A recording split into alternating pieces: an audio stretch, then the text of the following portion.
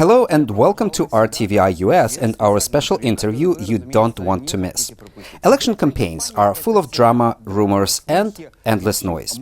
But we're not here to rely on unverified information. Instead, we'll get first-hand insights from those at the very center of the news. Today our guest is one of the New York mayoral hopefuls, Curtis Sliwa. Curtis, welcome back to RTVI US and thank you for taking time out of your campaign to talk to us. Always pleasure to have you here. Oh, I've seen you in the streets. You're out there. I'm out there in the streets and subways. This is the perfect connection so the people can make their next determination who's going to be the mayor. Absolutely. So I want to address the rumors head on. There is, kind of interesting news piece out there that Trump administration offered you a position in the administration. So first of all, does that hold any truth? First of all, did anyone from the White House reach out to you personally or anyone in your close circle to propose something? And if so, what position was offered? And most importantly, are you going to take it? The answer is no. 1,000 times no. Nobody has ever reached out to me affiliated with the Trump administration, not their family, friends, people who are in the RNC, people who work in the White House, some of whom I know over the years. If the president, let's say the number one guy, was to call me and say, Curtis, we want you to bow out. We want to give you a job in the White House or in the federal government, I would very respectfully say, I'm sorry, President Trump, but I'm running for mayor to save this city because the Democrats have destroyed it. From de Blasio to Cuomo to Adams. And as a result, we end up with Zoran Mandami. I'm the only one that can stop this. If somebody came and put 1 billion rubles on the table or $1 billion American dollars and said, Curtis, we want to bribe you to get out of this race, it would take me all of 1 second to say, never. Nobody buys me, nobody leases me, nobody rents me, nobody owns me. I represent blue-collar working class people in New York City. I am a populist. I am the Republican candidate. And let's see what the people decide by November 4th. Curtis, do you have strong feelings about the fact that there's no endorsement? We have Republican president, we have Republican House, we have Republican Senate, but endorsements are, well, not so many, let's put it this way. Is that fair? Do you think you're being treated unfairly in this race? No, not at all. In fact, if you look, the most popular Republican in all of New York State, who will be our new governor next year when she beats Kathy Hochul, Elise Stefanik. So you see, you get a Republican mayor, Curtis, this year. You get Elise Stefanik next year. It's like when Rudy Giuliani got elected, and the following year you got George Pataki, who beat Mario Cuomo. Elise Stefanik has endorsed me enthusiastically and says, wow, it's a 1-2 punch, Curtis this year and me next year to get this state and city on track. Nicole Malliotakis, the other congresswoman, enthusiastically supporting me. The state GOP chairman, Ed Cox, all the county chairmen. In fact, nobody would challenge me in a Republican primary. That would have been the time to say, well, we don't think Curtis Sliwa was the right kind of Republican. Why didn't anybody challenge me? They were afraid. And in fact, they even gave Eric Adams an opportunity to get into the Republican primary against me. He did a few polls and he decided that would not be a smart move. So now he's an independent candidate waiting for the best job offer from the Trump administration before he jumps out. So let's talk about state of campaign. First, and very broad question, I understand that, but how do you feel campaign is going for you? I think extraordinarily well, because remember, I didn't have a primary. Nobody would primary. I have $4 million of cash on hand. I have outraised Cuomo and Eric Adams together in the last 2 quarters. We have our first TV commercial on air featuring my lovely wife, Nancy, talking about crimes against women. These random attacks, the rapes, the sexual assaults, the harassment, and it's doing extraordinarily well. So every week we'll be rolling out a new TV commercial. And the only one who has raised as much money as me is Zoran Mandami. Now, if I am the Republican Party candidate, I'm not an independent. You don't have to look for me on the ballot. and I have other Republicans running below me for city council and judgeship, why would I ever get out and abandon them? And what about there's 7,200 people who have contributed to me? What do I say to them? And I think the other thing that people don't understand is the rules are if suddenly I decided to drop out, my name is still on the ballot on the Republican line. Republicans are not going to vote for Cuomo. They hate Cuomo, who killed all those elderly people in his executive order during the lockdown and pandemic. They hate Cuomo.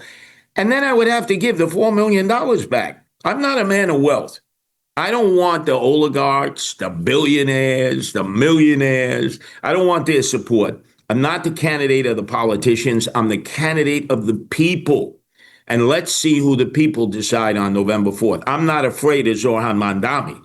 Everybody else is like, oh, Zoran Mandami. What? That just empowers Zoran Mandami and his Zoranistas, his supporters, because they know these billionaires are in a panic. They know, hey, we're going to take City Hall over my dead body. I'm the only one standing in the way of that. So, Curtis, when you were here in our studio, you did kind of interesting math, and I want you to confirm if that math still holds, right? So, as of right now, Mamdani is leading in the polls. That is true. Yeah. But at the same time, you laid out that interesting math that actually Mamdani, Cuomo, Adams are going to split the votes. Also, there's Jim Walden still in the race because he was denied the withdrawal. So basically, you showed the math that you actually will become the next mayor if all these gentlemen were to stay in the race. And I wanted to ask you, does that math still hold? And what that math is, remind us. Oh, absolutely. I started out with 28% of the vote. That's what I got the last time against Eric Adams. And that's when people didn't know about all of the problems of Eric Adams. Although I warned them that he would be corrupt, I warned them that there would be chaos. And everybody says, we should have listened to you. Well, I have 28% of that vote. And then I have increasing numbers of independents, which have double the number of registered voters than Republicans. And I'm doing very well with them. And then I have some moderate Democrats. And my secret weapon is I have an independent line called Animal Welfare. It has the first time ever in the history of electoral politics, it's called Protect Animals. It calls for no-kill shelters and putting animal abusers in jail. And there are a lot of women who support that. And remember, men do all the talking and women do all the voting. The women are the majority of the voters overwhelmingly. So I know that's my pathway to victory. I get 35%. I'm going to be the next mayor of the city of New York. All right, let's talk about debates, which is the largest audience, obviously. What would be, let's say, single measurable commitment you'll make on stage that voters can verify by day 100 if, well, or in our case, when you win? It's law and order. It's public safety. I'm the only law and order candidate. Cuomo, no cash bail. Because of him, criminals are in the streets. Zoran Mandami, he doesn't want to put anybody in jail. He doesn't want to hire cops. I have a plan to hire 7,000 police, and they will be walking the beat. I'm getting them out of the cars. They do no good to us in crime. Walk the beat. Let the people see you. Let the shopkeepers see you, and the criminals will stay away. Now, remember, it was de Blasio who took $1 billion out of the budget. Cuomo did not support the police when he was governor. And Eric Adams, the former cop, could have put the $1 billion back, except he spent $7 billion on migrants. $7 billion on people we don't even know, many of them criminals, many of them narco-terrorists, sex traffickers, drug dealers, gangbangers. I'm the only one who says no, 1,000 times no. I am the Republican candidate. The other three are Democrats. And remember, Zoran Mandami is like Bill de Blasio on steroids, but Cuomo and Adams, they are Zoran Mandami light. So let's talk a little more about this plan for 7,000 additional officers. Funding, obviously, is a question. So what's going to be cut? Libraries, CUNY, social services, something else, no cuts because you have a plan. How are you going to do that? Well, first off, you see all these billionaires so nervous that Zoran Mandami is going to be the mayor, right? I'm going to go to all these billionaires and say, oh, you're willing to waste your money first on Cuomo, then on Adams, now back to Cuomo. Why don't we put together a nice fund to hire more police? That's one contribution you can make. But really, we go after people who are not paying their property taxes, like Jimmy Dolan, who owns Madison Square Garden. Your audience should know since the early 80s, Madison Square Garden has paid no property taxes because they threatened that they would leave New York City. I would say, go ahead, Jimmy Dolan. Make my day. I know you're not leaving New York City. You owe $43 million in property taxes accrued over the years. That's almost $1 billion right there. I'm telling you, the money is out there. That will be my number one priority. And all these billionaires who are afraid what's going to happen in New York City, I think I can convince them that the number one need is to have more cops in the streets and the subways and the parks, on foot, with their hats on their head, being visible, talking to the people, the shopkeepers. That keeps the criminals away. Curtis, you know what? I'm listening to you, and I'm thinking about that New Yorkers notoriously do not trust the police, right? There are reasons for that, and they're not always bogus or politically charged, right? Let's be honest about it. I'm wondering, when you propose hiring new officers, would you also propose some kind of, let's call it KPI, right, for current and new officers, and what those KPIs might be? Response time, clearance rates, subway felony trends, something else. Like, how would you measure the success of NYPD and subsequently present this success to New Yorkers to, even get even more approval for that? I think your audience can understand that I am Rudy Giuliani 2.0. I learned under Rudy Giuliani. I campaigned for him. I'm the law and order candidate. So number one, we're going to take the cops and they're actually going to patrol on the moving subway cars, which they don't now. That's where most of the crimes are committed. There used to be a homeless outreach unit in the NYPD. I knew these men and women. They were dedicated police officers. They knew who the homeless were and the emotionally disturbed. They would go in and out of the shelters. They would deal with any kind of a problem. Do you know now that a police officer is not permitted to go into a shelter? They're not permitted to go into the shelter. Oh, Eric Adams doesn't want to tell you that. Only if there's a 911 call, an emergency in the shelter. I would have the cops do what they used to do under Rudy Giuliani. They visit the shelters. They talk to the director, the head of security. They talk to some of the homeless. Everything okay? A lot of times the homeless would say, that guy in the corner there, he stole my money. And then they'd lock him up. They don't allow that anymore. So naturally, there are people frightened in the shelter system. And if they're not strong and they can't defend themselves, they go into the subways, they go into the parks, they go into the streets. I'll make sure that in these shelters, it's safe and secure, that they're not. Who would want to go live in a subway? Think about it. These are not people who have lost their minds. Many of them I have conversations with, but they tell me, Curtis, it's too dangerous to go into a shelter. If we make the shelters safe, they'll stay there. If they have problems with alcohol or drugs, we'll help them. And then we'll teach them a skill so that when they're ready to go out on their own and live their own life, they'll at least be able to have something that an employer would want to hire. We don't have enough plumbers, electricians, carpenters. We go right on down the line. But we just keep spending billions of dollars on the homeless. We have these no-bid contracts that always result in corruption and kickbacks. That's going to end when I'm mayor.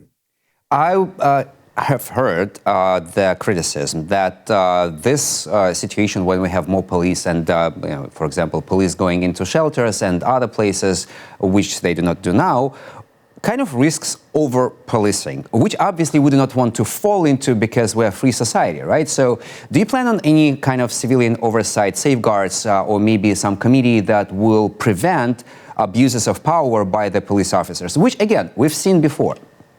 Sure. Look, I'm always open to that. the first 13 years that I started the Guardian Angels in the city of New York, the police were opposed to us. So I know what harassment is. A lot of times they would lock me up.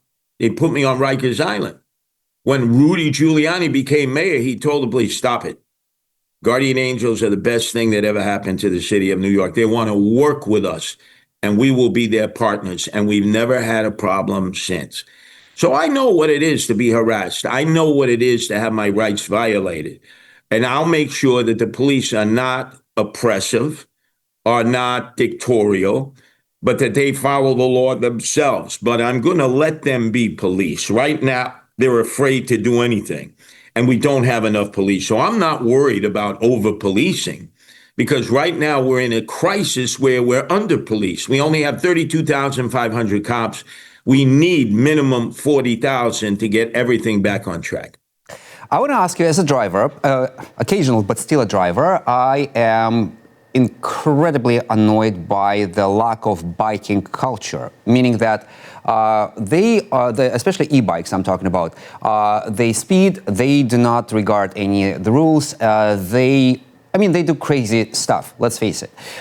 Do you have any plan to address that particular issue? But also, broader so, there is an issue with retail theft and street encampments and other quite ugly things that are happening in this city. I understand police is one route to go about it, but do you have plans and ideas how to address these other issues? Let's start with e-bikes, then retail theft, then street encampments, which are growing in the city. How are you going to address all that? With the e-bike situation, the motor scooters, all of these vehicles that do not have a license, you don't have a license plate. You have a lot of the drivers who wear masks. They cannot wear masks. We have to know who they are. And if they are speeding and violating the rules of the road, they will get ticketed or locked up. And we will take the bikes, we will take the motor scooters, and then they're going to have to prove that they even own those bikes and motor scooters. Because I'm telling you, I'm the street guy in this election. A lot of those e-bikes and motor scooters were stolen. They have no identification on it. It's called a VIN number, none whatsoever. So I know how they are abusing people. Elderly people are terrified. Men and women, they look both ways, and they go up and down and they hit people, and then they say, oh, I'm a migrant, I don't have insurance. Well, guess what? If they're working for somebody and you want them, you're going to have to get the insurance for them. That all stops when I'm mayor. Another question for me as a driver. I shared my grievances in our previous conversation, and I'm going to ask you, are you still committed to abolishing the congestion pricing? Congestion pricing is a complete disaster. All it is another tax on working class people. So I'll give you an example. Right across from City Hall, there are now 9 empty storefronts. Before congestion pricing, they were all open for business. And I know some of the men and women there who've been there many decades. And so I called them up. I said, hey, Phil, how come you're closed? Goes, Curtis, I have no foot traffic. I pay an enormous lease, enormous rent every month. I can't make ends meet. I had to tell the owners that I'm going to have to cancel the lease. And now you see all these empty storefronts. And the only reason there's congestion pricing is because people are not paying the fare. They're not paying the subway fare, a third of the riders. The bus riders are not paying the fare, half of them. That's why I left. Zoran Mandami says, oh, free bus fare. Are you kidding? Only half the people are paying their bus fare now. I'm the only candidate who says, oh, no, you pay the fare, you get a ticket. And if the next time you don't pay the fare, you go to jail. There's no backpedaling from that. We lose $700 million a year because people don't pay their fare. Guess what? If you can't pay your fare, there's reduced pricing for fare cards. They just don't go and get them. And we're going to enforce that with police. They don't do that now. They don't let the police do any enforcement of paying the fare. So let's stay on the rent thing, both commercial and residential. We've talked about the affordability crisis. That is also true. Prices keep rising. Throughout the summer, I've seen whooping increase for the residential rents, and that is concerning. Although I understand people are still coming and moving to New York, it's not like people are moving out in mass, but still this feels weird. Even for me, a New Yorker of only 22 years, it feels like we are going at full speed to some place that is not pretty. And I want to ask you once again, did anything change since we talked back in March about your plan to address the affordability, and what are the key provisions of your campaign and your program as a mayor to address this issue? I'm the only candidate who actually says we need to slash the taxes: property tax, corporate tax, private income tax. That's the way prices begin to come down. Electricity bills are going through the roof. Why? Because Andrew Cuomo, when he was governor, closed Indian Point, the nuclear reactor. That provided us 25% of our electricity. We never replaced that. You're paying higher rates for water, for sewerage, speed cameras that are nothing more than picking your pocket of money.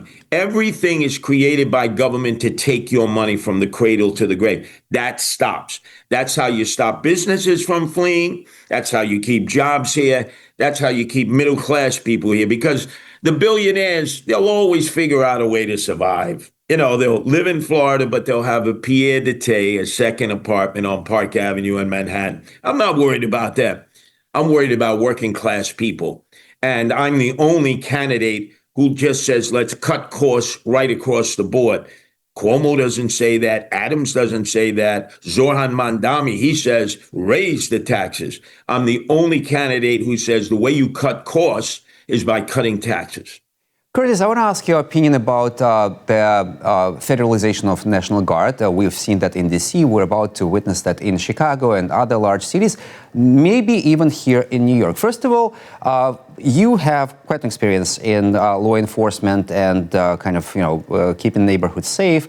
Do you feel that this is the way to go in the current circumstances, right? Now, I'm not talking about long term. In the current circumstances, do you feel that this is the right thing to do? And do you think it's the right thing to do here in New York? Number one, we don't need the National Guard here in New York because we already have them. See, people don't seem to realize that Kathy Hochul, the governor, in 2024, sent 1,000 National Guardsmen, state National Guardsmen, into the subway. We had a crisis. Remember when that woman in Coney Island was set on fire in December? That was tragic. Even her name. Debrina Kawam. They don't even mention her name anymore. This is the worst situation that ever happened in the subway. And I've been riding the subway since I was 5 years old. So 1,000 National Guardsmen are stationed in different parts of the subway system. The governor has done it. She can continue to do it when it's needed. I have guardian angels in Chicago. They need the National Guard. Baltimore, I have guardian angels. They need the National Guard. There are other cities where the president can send the National Guard. New York is not in that situation. Now, we can use help from the FBI, Kash Patel, because we have a lot of sex trafficking that has led to open-air prostitution in parts of Queens, Flushing, which is the Asian section, and then the Hispanic section in Corona, East Elmhurst, and Jackson Heights. These are narco-terrorist cartel members who control bringing women in and forcing them to be prostitutes. That's the kind of federal help we can use. Arrest the pimps, arrest the madams, arrest the landlords who are absentee landlords who allow their property to be used for prostitution. Arrest the Johns who come looking for the women, and you'll end that with the help of the FBI. Curtis, I want to talk about infrastructure a little bit more.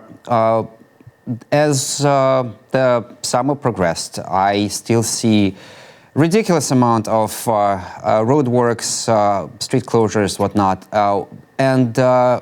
One would hope that within a few months, things can be fixed, but they're not. Within a few months, you'd expect a road to be repaved. It's not. So I have a hard time understanding, I'm going to be honest with you, why the heck can't we fix a fairly small stretch of the road, and it takes months in some cases even years. I can point out the intersection of 2nd Avenue and 34th Street that has been a wreck for at least 4 years now, at least, if not more. That's what I can, definitely remember. So my question for you is, first, do you understand the root of the problem? Why can't we fix a damn road? We are America. We built the interstate highway system back in early 20th century. What's the problem of fixing a road in New York City? That's number one. And number two, if you see the root and the cause of the problem, how are you going to address it as a mayor? Number one, it's very easy. Do what Rudy Giuliani did, which is do the work at night. When people are at home, when there is less traffic, you bring the work crews out. They have the power lights on so they can see. Now they get paid more money because they're working at night, but they're able to work quicker than during the day when you have traffic and there's all kinds of chaos. So do the work at night. I would suggest from like 10 o'clock at night to 4 o'clock in the morning. That gives the work crews enough time to get a lot of that work done. I travel the city and there are potholes everywhere. And it's not just on the streets, as you've seen. It's on the FDR Drive. It's on the West Side Highway. It's on the major thoroughfares in the outer boroughs in Staten Island, Brooklyn, Queens, and the Bronx, across Bronx Expressway. This is unacceptable. But they won't go back and do what Rudy did. It works. That's the first thing I do. All the work to repair the roads, unless it's an emergency situation and it has to be done right at that moment, gets done overnight. We don't have much time left, unfortunately, but I do enjoy having you on the show and converse with you. So hopefully we will see you again many times here at RTVI US. So my last question to you would be this, about your team as mayor. So did you already form, at least, some in part, the shadow government that will be ready to go on day one, basically right after the election? So if so, who's going to be your first deputy mayor? Who's going to be police commissioner? Who's going to be in charge for international affairs, and so on and so forth? Whoever you can introduce to us, I'd be curious to hear about them. Well, some of my strongest support has been from the Chinese American community. I was the first Republican candidate ever to win the Chinese vote. Rudy didn't, Bloomberg didn't, I did. I have asked Steve Chan, who is the state senator from Brooklyn, if he would serve. He said, thank you, let me consider it. I think he would be a great partner as a deputy mayor. Jessica Tisch, I would ask her to remain as police commissioner because there has been so much confusion and changing in the police department. It's not fair to the police officers. And I would say you run the department. I'm the mayor. I let my commissioners run the departments. If there's a problem, then I'll have a conversation privately. This is what Bloomberg used to do. He didn't get involved in everything unless he had to get involved. This way, your commissioners feel like, wow, they can really make a difference. And I don't declare to know everything. I have Larry Kudlow as an economic advisor. Former Governor George Pataki is my main supporter. In fact, I'll be meeting with them in the middle of the day at 9/11 after the commemoration, and we're going to be talking economic policy. I have Robert Holden, who is a Democratic city councilman from Middle Village, Queens, who is leading Democrats for Sliwa. He was a teacher for 40 years. He has said that he will help me deal with the Department of Education. So I got a lot of fine men and women who are dedicated to saving New York City, who will serve with me. But I will tell you this, the difference with me is I will listen to them. I will take their advice. I won't shut them down like Cuomo, who thinks he's King Cuomo. Never listen to any advice. Or Eric Adams, who is always thinking, how can I make some extra money on the advice? And Bill de Blasio, who is just the laziest mayor and the worst mayor. And that's the guy that Zohran Mamdani wants to be just like. So if you're not sure Zohran Mamdani, think Bill de Blasio on steroids. That's Zohran Mamdani. Hey, Curtis, I want to remind you about Eastern European communities, Ukrainians, Georgians, Russians, Belarusians, people from Kazakhstan, from Uzbekistan, whoever speaks Russian and who is our faithful audience, don't forget about us. We're still about 8% of New York City, and make sure that in the mayor office of Curtis Sliwa, these communities are also well represented. Please make that pledge before I let you go. They will, because I won that vote in Southern Brooklyn and also in Queens, the Buharian vote. I won the vote of the Russians, Ukrainians, from those from Belarus, from Georgia. And I'm telling you, they identify with me because they say, Sliwa. They know my last name means plum in Ukrainian, Russian, and Polish. So they understand I am of an East European background. I think just like they do. Law and order, public safety. That is the main concern of the East European community. Thank you very much, Curtis. Best of luck to you. I'm pretty sure we're going to catch up with you as the campaign progresses, and we're looking forward to having you back here at RTVI US. Yeah, I got to go get a haircut from my barber who's from Uzbekistan, Tashkent. They're the best. I agree with that. Mine is also from Central Asia, by the way, so maybe we're sharing the same barber. You never know. All right, thank you very much. Thank you. I appreciate you having here. Thank you. My pleasure. Republican candidate for mayor of New York, Curtis Sliwa, was our guest in this special interview segment here at RTVI US. Please make sure to register to vote and actually show up at the polls, no matter who you choose to support. We will continue to closely follow the mayoral campaign and bring you voices of those who don't spread rumors, but create the news. I'm George Tsehiseli. See you soon.